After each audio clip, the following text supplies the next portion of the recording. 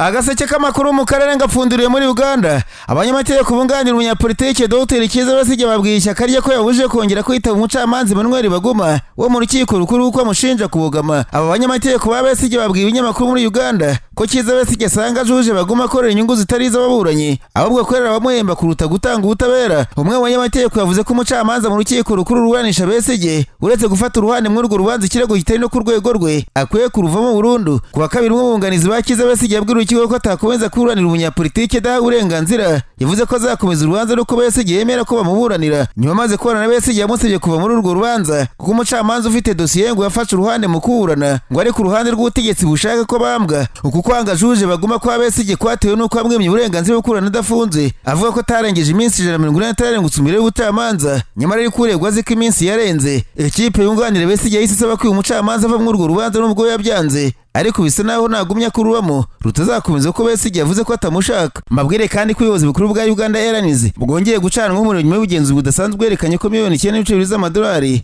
no kuvuga miliyari 35 z'amashiringi ya Uganda z'amafaranga anyuranyije n'amategeko yishyujwe abagenzi nka serivisi bahawe. Abagenzi bavuze ko adashobora kuboneka muri konti y'isosiyete kandi ashobora kuba yaranyerejwe. Raporo y'ubugenzuzi budasanzwe ubugenzuzi bukuru ku micungire y'imisoro n'imicungire y'amavuta y'indege mu mwaka wa 2022 kugeza 2023-2024 yasanze ko nubwo hakuyeho amadolari 30 ya serivisi yo kugura amatike guhera ku itariki ya 1 Nyakanga 2023, abakozi bo ku biro byinshi hamwe n'abakozi bashinzwe kugurisha amatike bakomeje kwishyuza amafaranga umwaka wose. Email yo ku itariki ya 23 Kamena yanditswe n'umuyobozi ushinzwe imicungire y'imisoro yerekana neza ko guhera ku itariki ya 1 Nyakanga 2023 amadolari 30 y'Abanyamerika ya serivisi yo kugura amatike atazongera gusabwa. Nyamara nk'uko byagenzuwe isesengura rya raporo irambuye y'ubucuruzi bwakozwe mu gihe cyo kuva ku itariki ya 1 Nyakanga 2023 kugeza kuri 30 Kamena umwaka ushize, ryerekanye ko amafaranga ya serivisi angana na miliyoni zirenga 9 z'amadolari yishyurijwe ku biro byinshi bya Uganda Yanze n'abakozi bashinzwe kugurisha amatike. Icyahangayikishije kurushaho nk'uko abagenzuzi bavuze, nta kimenyetso cyerekana ko amafaranga ya serivisi yakusanyijwe ageze muri banki, ibizamura impungenge zerekeranye no kunyereza umutungo. Raporo yagiye kurigaragaza kunanirwa kw'imiyoborere y'ubuyobozi bukuru bwa sosiyete y'indege nk'uko uyu n'ikinyamakuru Chimp Report bivuga. Abagenzuzi imari bavuze ko nta kimenyetso cyemeza ko inama y'ubutegetsi yemeje ko politiki ihinduka, bagaragaza kandi ko kudashyira mu bikorwa impinduka za politiki no kumenya ko byubahirizwa byatumye hakusanywa amafaranga ya serivisi mu buryo bunyuranyije n'amategeko na risike zo kutabitswa muri banki no kunyerezwa. Byongeye kandi gushyira mu bikorwa iyo politiki yinjiza amafaranga itabanje gutangirwa uruhushya n'inama y'ubutegetsi bibangamira ukurikiranwa kandi bigaca intege imiyoborere. Ubugenzuzi bwagaragaje ko yamara kutubahiriza amabwiriza ko abakozi ba sitasiyo zibishinzwe bishoboka ko byatewe n'ubugenzuzi budahagije. Abagenzuzi imari bakora ku mabwiriza ya perezida bategetse Uganda Yanze gukora iperereza ryimbitse kugira ngo hamenyekane impamvu miliyoni 9 zirenga z'amadolari y'Amerika y'amafaranga ya serivisi yishyuwe mu buryo bunyuranyije n'amategeko kandi niba amafaranga yarabikijwe muri banki cyangwa se yaranyerejwe. Yongeraho ko amafaranga atigeze abitswe muri banki bazayibaza abakozi babishinzwe kandi bafata ingamba zikwiriye harimo no guhana cyangwa se kugaruza amafaranga. Nararanganije amaso ibinyamakuru byandikirwa muri Kongo Kinshasa. Abanyamakuru bakiza amakaramu ku mpapuro barandika banatwe imirwano kuwa kabiri hagati y'imitwe y'abazarendo n'ingabo za Leta ya Kongo FARDC mu mujyi wa Uvira yatumye abantu benshi basiga ubuzima ndetse itera impagarara nk'uko bategetse b'uyu mujyi babitangaza. Ibinyamakuru muri Kongo byavuze ko abantu bagera ku 8 bapfuye muri uko kurasana. Mu itangazo ry'umuvugizi w'intara Kivu y'Amajyepfo igice genzurwa na Leta avuga ko ibyatewe no kutumvikana kw'impande zombi, ariko impamvu y'uko kutumvikana ntiyavuzwe. Imwe mu mirwano hagati y'impande zombi yabereye mu gace ka Kavimvira kari hafi y'umupaka w'u Burundi. Radio y'Abafaransa RFI yavuze ko kutumvikana hagati y'abazarendo n'FARDC kwaturutse ukwinjira ko abantu bavuye mu Burundi. Abazarendo n'imitwe wa civile yitwaje intwaro usanzwe gufatanya n'ingabo za Leta mu kurwanya inyeshyamba za M23 zigenzura ibice bitandukanye muri intara Kivu y'Amajyepfo n'umurwa mukuru wayo Bukavu n'ibice by'intara Kivu y'Amajyaruguru. Si ubwa mbere imirwano ishyamiranyije abazarendo n'ingabo za Leta ya Kongo FARDC muri Uvira. Mu kwezi kwa Gashyantare umwaka imirwano hagati y'impande zombi yiciwemo abantu 12 basivile n'abasirikare. Olivier Muhashimwe abanyamakuru bari mu mujyi wa Uvira abwiye BBC ko imirwano hagati y'abazarendo na FARDC yo kuwa kabiri yateye abantu benshi ubwoba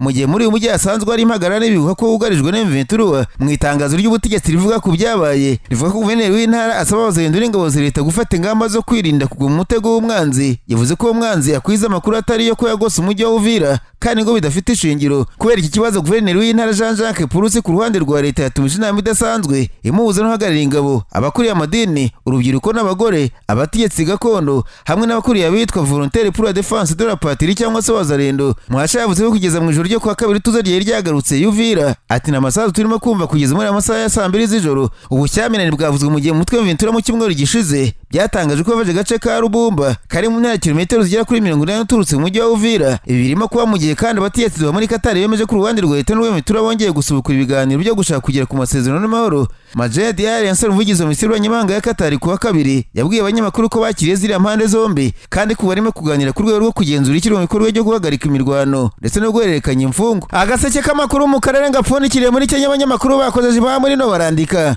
Banziko Rigati Gachagua uwaye utavuga n'umutegetsi w'abere vice perezida yongeye gushinja perezida William Ruto gukorana n'imitwe y'Inyeshyamba ndetse n'iterabwoba nka Al-Shabaab mu nyungu z'ubucuruzi bwe bwite bwa zahabu. Mu kiganiro umugabo washinze ishyaka ritavuga n'umutegetsi yavuze ko bwasabwe na perezida Ruto gutumira General Mohamed Hamdan Dagalo wamenyekanye nka Hemeti usanzwe uyoboye Inyeshyamba zigometse ku butegetsi muri Sudani y'Epfo akabahuza muri Kenya. Bwana Gachagua yavuze ko ubwo Hemeti yari vice perezida wa Sudani ko perezida atari gutumiza vice perezida bitaba muri protocole William Ruto yamusabye kuba umutumiriza arabahuza kandi ibiganiro byabo byibanze ku bucuruzi bwa zahabu nta bya politike byarimo. Uyohoza ari nomero 2 mu gihugu yashimangiraga impamvu Amerika igomba kwiga ubunyamuryango bwa Kenya nk'umunywanyi wa NATO uko Amerika ikeka ko Ruto yabashyikira iterabwoba. Rigati Gachagua yavuze ko by'Amerika ikeka wa bihagaze %100 ndetse kuri ngo nta makazi kwe kuba kuri ibintu uko azi neza ko bwana Ruto yahoze yungirije yahuye n'abahagariye Al-Shabaab mu ntara Mandela muri Kenya. Rigati Gachagua yavuze ko Minisitiri w'Umutekano imbere muri Kenya bwana Kipchumba Murkomen atari umuvugizi wa perezida Ruto kuye kureka nyir'ubwite akaba ari usobanura amakuru yose amutanga uko n'abafite umunwa. Uyu mugabo uri kuvuga perezida Ruto nta cyasize nyuma yanavuze ko mbere yo gushwana babanje kumvikana ko kugira ngo mushyikire mu matora y'umukuru w'igihugu muri guverinoma y'Aminisitiri 22 hagomba kuba umunani wo mu gace akomokamo. Gachagua yasobanuriye Citizen TV ko muri politiki ya Kenya abantu bagirwa minisitiri yashingiye ku bushobozi ariko n'inkomoko yabo bikabigira uruhare. Ati nabanje kumvikana na perezida kubera amajwi nayo namuhaye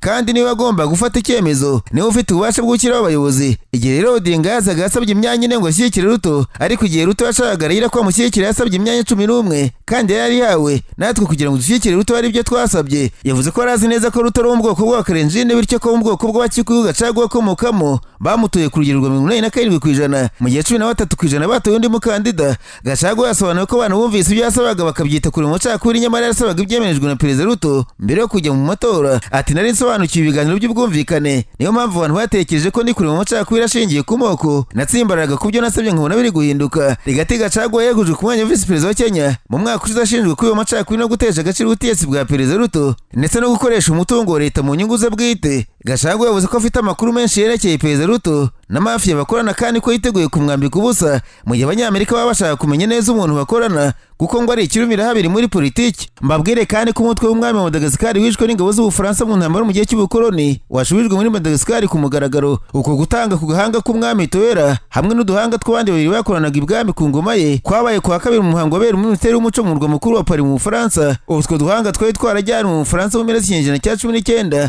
tubikwa mu ngoro ndangamujyi y'amateka Kamere iri Paris mu Bufaransa. Iri ni ikoreshwa rya mbere ry'itegeko rishya rigamije kwihutisha gutabukana ibisigazo by'imibiri y'abantu bibitse ahantu hanyuranye mu gihugu cy'Ubufaransa. Ibiro ntaramakuru by'Abafaransa AFP byasubiyemo amagambo y'Aminisitiri w'Ubufaransa w'umuco Rachid atavugira muri uwo muhango. Ati tuduhanga twinjiye mu makusanyirizo y'igihugu mu bihe bigaragara ko byawonyewe icyubahiro cya muntu ndetse ibi byabaye mu bihe by'urugomo rw'ubukoloni. Muri Kanama 1997 ingabo z'Ubufaransa zayizorejwe gushimangira ubutegetsi bwa gikoloni ku bwami bwa Benabe bw'abaturage bo mu bwoko bw'Abasakarava mu burengerazuba bwa Madagascar zishe ingabo zaho. Umwami Twahirwa yarishwe acibwa umutwe woherejwe i Paris aho washyizwe mu bubiko bw'inzu ndangamurage y'amateka Kamere. Ubu nyuma y'imyaka hafi 30 y'igitutu cy'abakomoka kuri uwo mwami n'icyerekezo y'igihugu cyo mu nyanja y'Abahinde byaciye inzira itabukana ry'agahanga ke. Nta gihamya rero mu buhanga bwo gupima ingirabuzima fatizo cyangwa se DNA igaragaza ko agahanga ari ak'umwami Twahirwa. Bizamini byakozwe mu myaka myinshi yaheze ntibyageze ku mwanzuro. Amaherezo mu mfumu bwoko bw'Abasakarava niwe yemeje ko agahanga ari ak'uwo mwami. Minisitiri w'Umuco muri Madagascar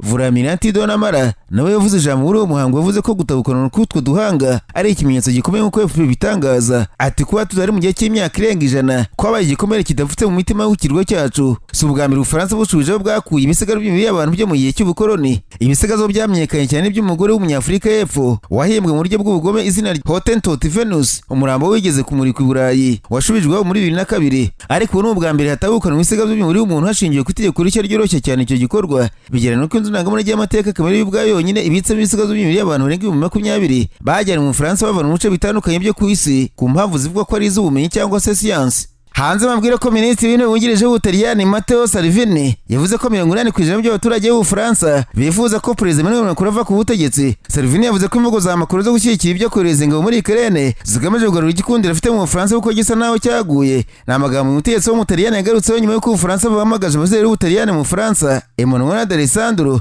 ngo atange ibisobanuro ku myitwarire ya Salvini. Salvini yari yavuze ko Macron akwiriye gufata intwaro akajya kurwanira Karere wenyine kuko nta Mufaransa n'umwe uzemera kumukurikira. Inshuro nyinshi Macron yakunze gushyigikira gushyigikira ibijyanye n'intambara muri Karere naho kwimakaza inzira y'ibiganiro, naho ukunda gushyira imbere igitekerezo cy'uko utani yakoreze ngo muri Karere Uburusiya nabwo bwarahiye ko butazigera bwemerera izo ngabo kwinjira muri Karere. Macron aherutse kuvuga ko Putin ari umuntu mubi cyane udakwiye kwizerwa, ati ntabwo mvuze ko agiye gutera Ubufaransa ejo cyangwa ejo bundi, ariko Uburayi burugarijwe. Icyakora Uburusiya bwarabihakanye ko ntawe biriho n'ukuri ko nta mugambi ufite wo gutera igihugu cyo muri utani. Imvugo ya Macron ntabwo yashimije barimo Salvini yavuze ko Umufaransa ari kwiyenza ku bantu bose kuko amaze kubona ko nta muturage w'Ubufaransa ukimushaka. Ubwo mu ishyaka rye ryarega bareteraniye Trentino, Salvini yavuze ko Macron akunda kurenga abayobozi b'ibihugu bitandukanye kubera ko Abafaransa batakimwishimiye. Yatanze urugero ku buryo umuyobozi wo mu Bufaransa yakunze kunenga Trump, Putin, Netanyahu cyangwa se guverinoma mu Butaliyani. Ati urugero Macron akunze gushyira imbere ibiganiro by'intambara, ingufu za nucleaire, misile, igisirikare cy'Uburayi kuko azi ko abaturage bari kumushiraho. Urebye nka 80% by'Abafaransa so bazarota Macron agiye. Mu gusoza aya makuru mabwire ko umugabo mu ntara ya Wisconsin muri Leta Zunze za Amerika, umugabo ufite imyaka 45 witwa Anne Bogart yakatiwe igihano cy'amezi 3 nyuma yo guhimba ko yaburiye mu mazi kugira ngo asige umugore n'abana 3 bakomeze ubucuti yari afitanye n'umugore bahuriye kuri murandasi, no kuvuga inshoreke mu Kinyarwanda. Urukiko rwamuhamije icyaha cyo kubeshya inzego z'umutekano ruhanisha igifungo cy'iminsi 49 bingana neza n'igihe cyose yari amaze yihishe, inzego zishakisha umurambo wo mu mazi zitabasha kuwubona. Bogart yari yatangaje ko aburi irengero tariki 12 Kanama mu mwaka ushize nyuma yo kubwira umugore ko agiye gusohokera mu mazi akoresheje kayak. Nyuma y'iminsi 58 bamushakisha yaje kwemeza ko yaburiye irengero. Iperereza ryagaragaje ko yari yarafashe passport nshya amezi 3 mbere, afata amafaranga y'ubwishingizi bw'ibihumbi 75 by'amadolari ndetse yimura amafaranga ku makonti yo mu mahanga. Byongeye byaje kumenyekana ko amaze igihe avugana n'umugore muri Uzbekistan bari bafite gahunda yo kubonanira mu mahanga. Mwiranisha Bogart yemeye amakosa avuga ati mbabajwe cyane n'ibyo nakoze n'ububabare nateye umuryango wanjye n'inshuti zanjye. Umucamanza Max yatevuze ko igihano cyawe uyu mugabo kigomba kuba isomo ku bandi bose bashobora gutekereza kugerageza guhimba ko bapfuye kugira ngo bahunge inshingano. Nyuma y'igihe yari amaze mu Bufaransa no muri Georgia ari kumwe n'iyo nshoreke, inzego z'umutekano zamuguriye muri Amerika nyuma y'aho umugore barimo n'imyaka 22 yahise atandukana nawe burundu. Uretse igifungo ategetswe kwishyura $50,000 by'amadolari y'Amerika nk'indishyi yatanze ubwo hashakishwaga umubiri we mu mazi.